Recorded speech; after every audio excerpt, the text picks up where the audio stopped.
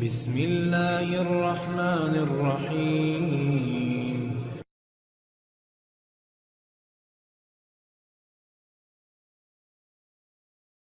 اور یہ اللہ تعالیٰ کی رضا کی دلیل ہوتی ہے۔ کسی نے واصف علی واصف مرحوم سے پوچھا تھا کہ آپ کو کیسے پتہ چلے گا کہ میری نماز قبول ہو گئی ہے؟ تو کہا ایک نماز کے بعد جب دوسری عطا ہو جائے تو سمجھ لو پہلی قبول کر لی گئی۔ تو یہ سعادت مند لوگ ہیں جو 5 گانا نماز شعار زندگی رکھتے ہیں اور ان کی نماز قضا نہیں ہونے پاتی۔ خوش نصیب لوگوں کا یہ مقسوم ہے، اور بد نصیب لوگوں کو یہ سزا کے طور پہ اللہ کے حضور حاضر ہونے سے محروم کر دیا جاتا ہے، اور وہ سمجھتے ہیں ہم نہیں پڑھتے۔ میں کہتا ہوں تم کون ہو نہ پڑھنے والے؟ وہ تمہیں اپنے در پہ بلاتا ہی نہیں، توفیق ہی نہیں نصیب ہوتی۔ وہ پرانے زمانے میں جب بڑی گہما گہمی ہوا کرتی تھی لاہور ریلوے اسٹیشن پر، تو لوگ جب آیا کرتے تھے تو کلی بھر کے ان کا سامان تھام لیتے اور جہاں ان کو جانا ہوتا وہاں پہنچا دیتے۔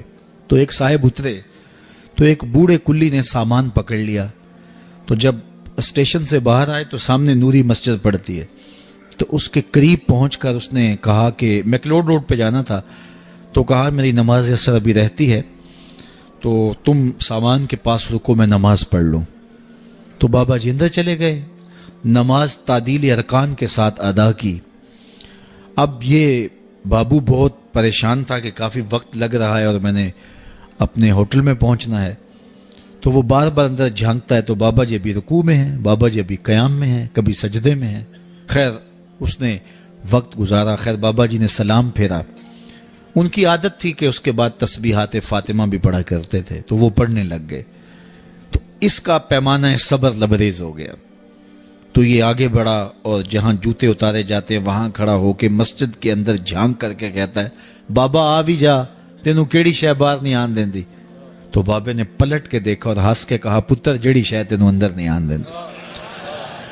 تو یہ اس کی توفیق کے بغیر ممکن نہیں ہوتا۔ میں نے دیکھا بوڑھے شخص، بوڑھے اشخاص، ان سے بیٹھا بھی نہیں جا رہا ہوتا، تو وہ بڑی مشکل سے لاٹھی ٹیکتے ٹیکتے مسجد کا رخ کرتے ہیں، اور سخت سردی میں ٹھٹرتے ٹھٹرتے مسجد میں آ رہے ہوتے ہیں، ٹھنڈے پانی سے وضو کر رہے ہوتے ہیں، اور دوسری جانب ہٹا کٹا نوجوان ہوتا ہے اور مسجد کے سامنے سے سینہ تان کے گزر جاتا ہے، اندر سے اللہ کی پکار کی آواز آ رہی ہوتی ہے، اس کے نمائندے کی پکار کی آواز آ رہی ہوتی ہے۔ تو یہ توفیق ہوتی ہے، اللہ سے توفیق مانگو، وہ کبھی سجدے سے محروم نہ کرے، وہ اپنے حضور جھکنے سے محروم نہ کرے۔ قیامت کے دن اللہ تعالیٰ لوگوں کو کہے گا کہ میرے حضور سجدہ ریز ہو جاؤ۔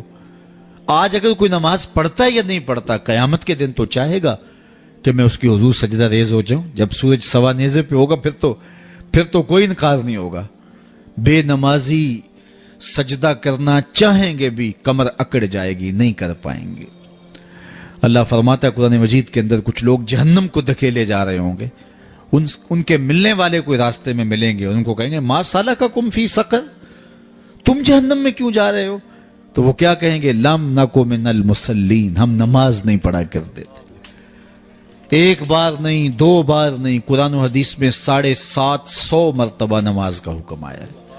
یار ایک بات میں آپ کو کہوں، ہمارے خطبہ کہتے ہیں کہو سبحان اللہ، تو سامعین نہ کہیں تو وہ ناراض ہو جاتے ہیں، کوئی مذاق کر دیں گے پھر سخت غصے میں آ جائیں گے، کئی تو ناراض ہو کے تقریر چھوڑ دیتے ہیں کہ میں تمہارے پاس آیا ہوں تم زور سے سبحان اللہ بھی نہیں کہتے۔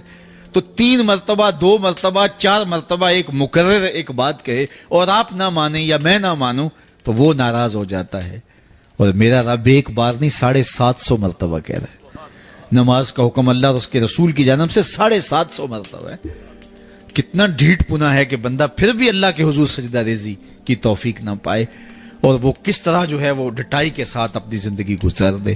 5 گانا نماز شعار زندگی بنا لو، یہ دین ہے، اس کو اچھی طرح سے روحوں میں اتار لو، اور 5 گانا نماز کبھی بھی تم سے قضا نہ ہونے پائے۔